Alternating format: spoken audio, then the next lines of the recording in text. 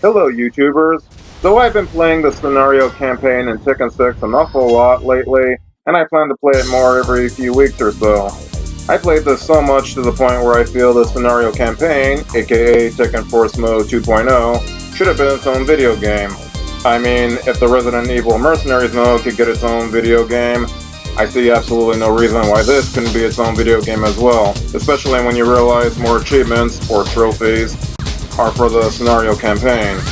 I say it's like the Tekken Force mode because you take any character from the roster and go through a series of stages, beating up nameless NPCs before fighting someone on the roster.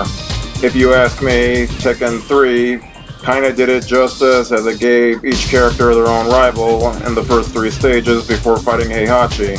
Tekken 4 made some tweaks to the Tekken Force mode where you don't move just left or right on a 2D plane.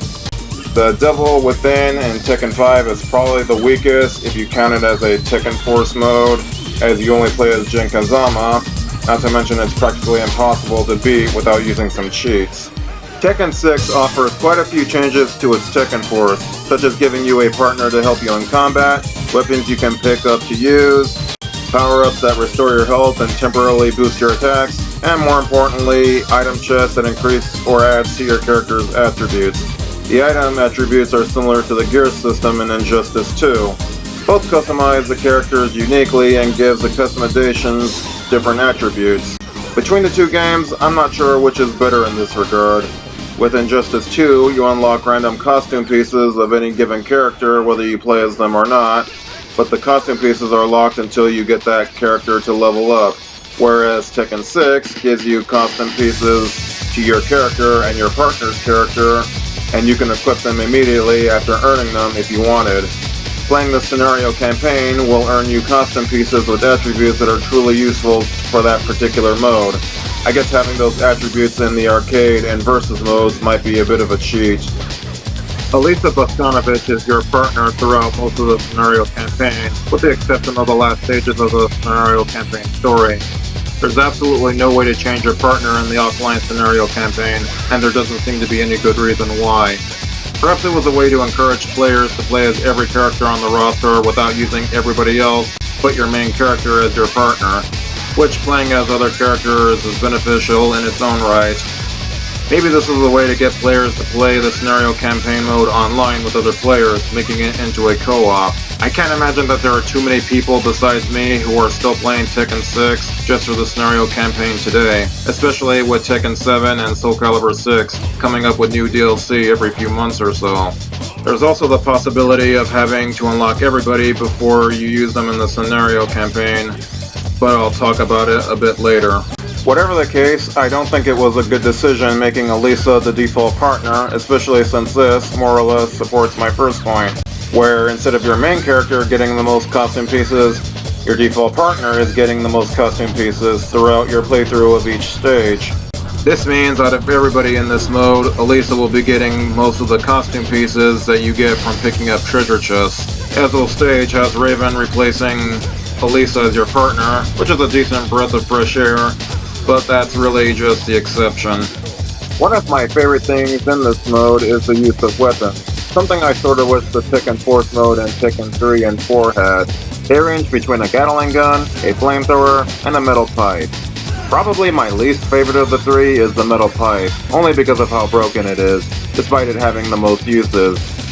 It has a normal attack which can be blocked by enemies without any interruptions, but an unblockable attack that can be interrupted by enemies. A flamethrower that has the shortest attack range, but it's possible to take out 10 enemies with one use. And the Gatling gun can push enemies back, giving you some breathing room, but it has the most limited uses of the three. Yeah, this misses the whole point of Tekken, which is fighting one-on-one, but I'm not fighting one-on-one. I'm fighting a whole bunch of enemies at once.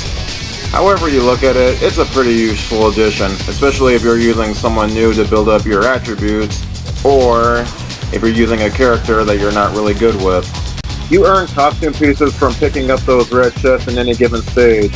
For the most part they're random, but might be pretty useful later on. In order to get any costume pieces with the best attributes, you have to play certain stages on hard mode. Playing all the stages the first time around is a decent way to build up your character, But after beating the scenario campaign and unlocking the extra stages and characters, there's really no reason to play the first 2/3 of the stages, unless you're curious on certain character interactions.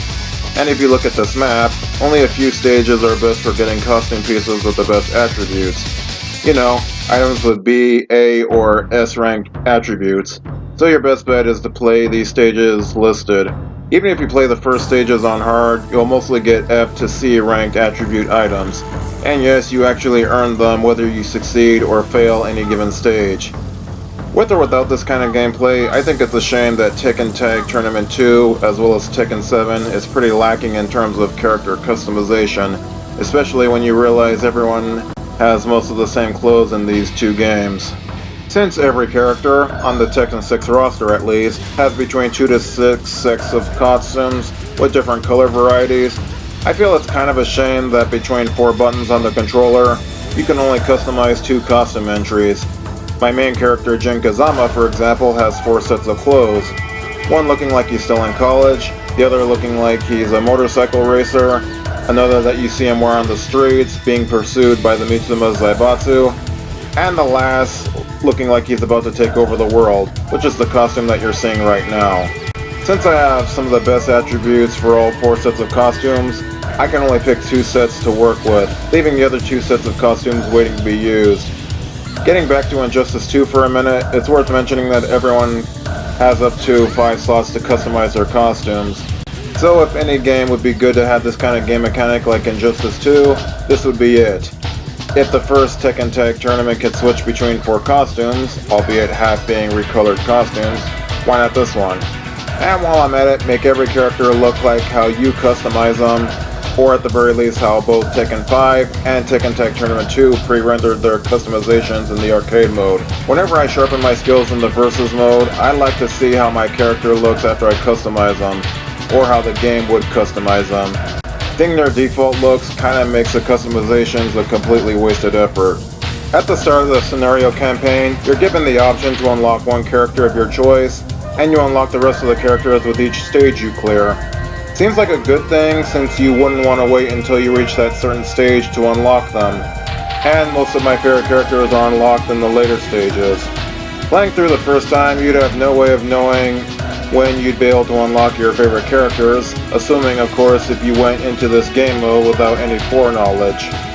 Okay, so let's say for the sake of argument, your main characters are Brian Fury, Julia Chang, and Lee Chaolan.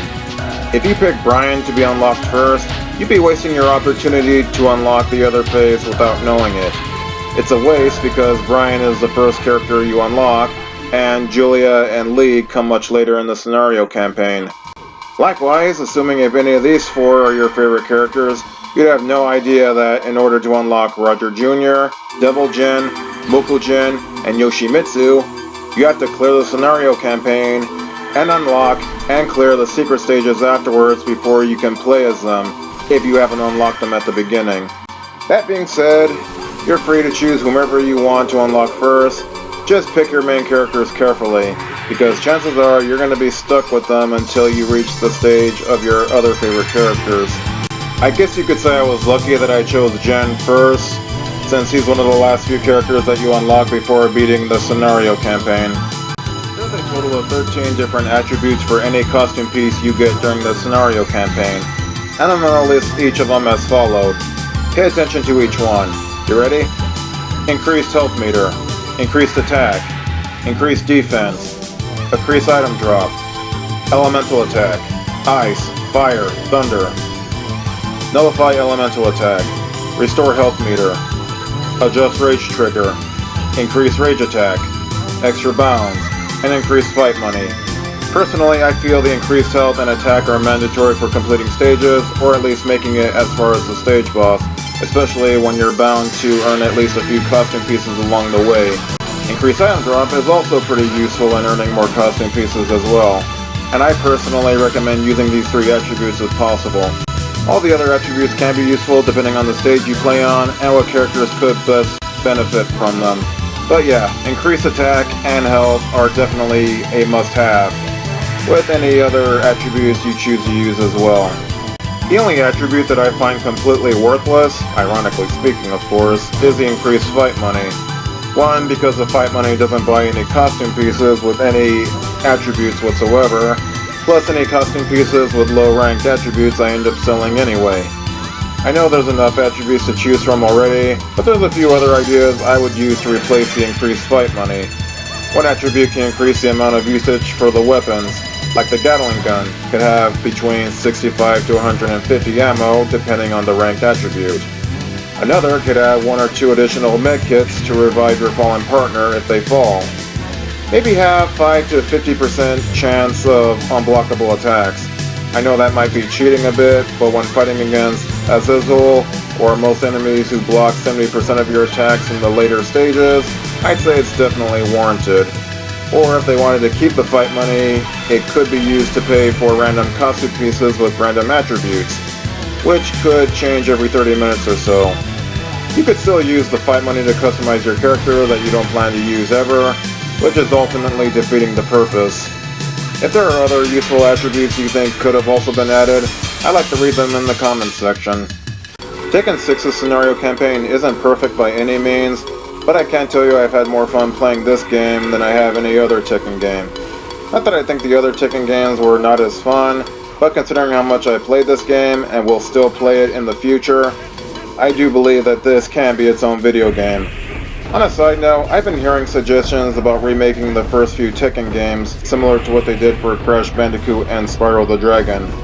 Personally, I think they should go the route of Mortal Kombat and reboot and combine the first 2 games.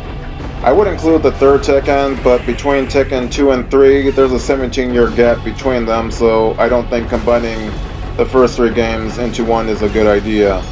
But hey, if they do reboot Tekken with the first 2 games, and if they include the Tekken Force mode, hopefully they'll take some of my thoughts into consideration, from choosing your character and partner, as well as sticking with the best attributes for everyone's unique costume pieces. That is about all I have to say, so until next time my fellow YouTubers, game on!